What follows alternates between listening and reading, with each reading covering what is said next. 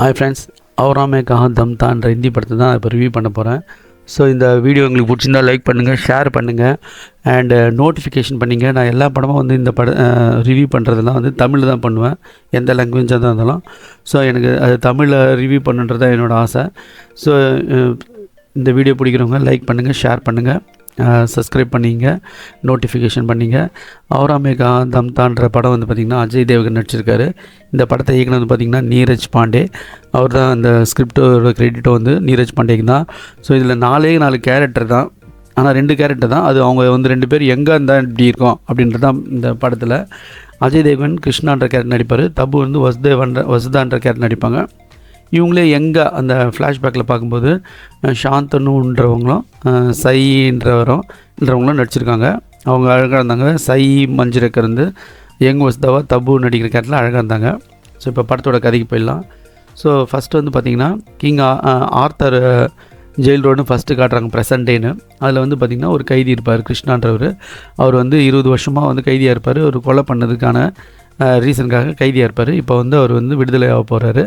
So இவர் ஏன் கைதியாகப்பட்டது அப்படின்றது தான் இந்த படத்தோட கதை. இதை வந்து இப்போ 20 வருஷம் கழிச்சு எங்கே காட்டுவாங்க. அவர் வந்து சாந்தனு மகேஸ்வர்ன்றவர் யங் கிருஷ்ணா கேரக்டர் நடிச்சிருப்பார். அவங்களும் இந்த சை மஞ்சுரேக்கர் வசுதாவும் லவ் பண்ணுவாங்க. அவருக்கு வந்து ஜெர்மனுக்குலாம் வேலை கிடைக்கும். ஸோ அது மாதிரிலாம் இருப்பாங்க. அப்போ நான் போகிறேன் அப்படிலாம் சொல்லுவார். அப்போ வந்து நைட்டில் இவங்க ஒரு டப்பா பாட்டு வரும். அந்த பாட்டு முடிஞ்சோன்னே வந்து பார்த்திங்கன்னா இவங்க பேசிவிட்டு நீ வீட்டுக்கு போ, நான் வரேன், நாளைக்கு என்னோடய லவ் சொல்கிறேன் அப்படிலாம் சொல்லி பேசினிருப்பாங்க. போகும்போது பார்த்திங்கன்னா இவங்கள வந்து இந்த பொண்ணை வந்து ஒரு 3 பேர் வந்து கடத்திட்டு போய் பலாத்காரம் பண்ண பார்ப்பாங்க. அப்போ வந்து இவர் காப்பாற்றி அவங்க 2 பேர் அந்த 2 பேரை கொலை பண்ணுறாங்க. ஒருத்தர் ஓட்டுருவார். இது இப்போ வந்து இன்ட்ரோல் பிளாக் வரும். இதுக்கு நடுவில் பாட்டுங்களாம் வரும். அப்போ வந்து இவங்க தான் 2 பேருன்ட்டு காட்டுறதுக்கு அஜய் தேவகனும் தபும் கடைசியில் வருவாங்க அந்த பாட்டில், ஹோலி பாட்டில். அப்புறம் வந்து பார்த்திங்கன்னா இந்த பலாத்காரம் நடக்கிறதுக்கு முன்னாடி இந்த அதே 3 பேர் வந்து அவங்க ரிலேஷன் கடையில் வந்து சண்டை போடுவாங்க. அப்போ அதில் ஒரு ஃப்ரெண்டு இவரோட ஃப்ரெண்டு தான் கண்டுபிடிச்சிடுவார் அவரோட ஹேண்ட் பேண்டை வச்சு. ஸோ இதுக்கு பழிவாங்க தான் இந்த பலாத்காரம் பண்ணுற மாதிரி பண்ணுவாங்க. ஃப்ரெண்ட்ஷிப்பே வந்து இந்த இதில் வந்து தப்பாக காட்டுவாங்க. அது ஒரு குறை.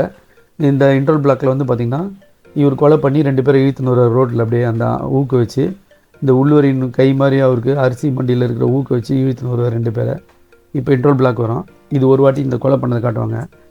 இப்போ தபுவும் அஜய் தேவகனும் வந்து அவங்க வீட்டுக்கு போவாங்க, தபு வீட்டுக்கு. அப்போ அவங்க தபுவோட ஹஸ்பண்ட் இருப்பார், இப்போ ப்ரெசண்ட்டு கணவர்.